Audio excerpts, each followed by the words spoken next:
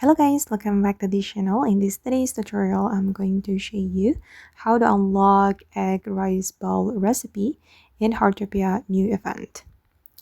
Okay, let's get into it guys. A new event has been released in Heartopia and it's called No Bubbles Lost. And if you want to get the recipe, you're going to go to the shop, click on go purchase here, and you need 10 diving valve to purchase this recipe. And to farm the diving valves, you just need to go to the well canyon and do the ocean cleanup hobby.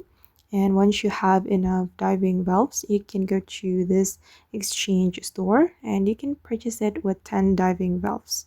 And I've already bought the recipe. And you're going to go to your stove. Don't forget to learn the recipe before you use it.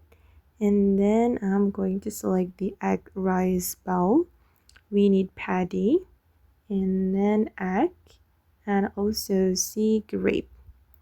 Okay, I'm gonna make it right now. Hold on.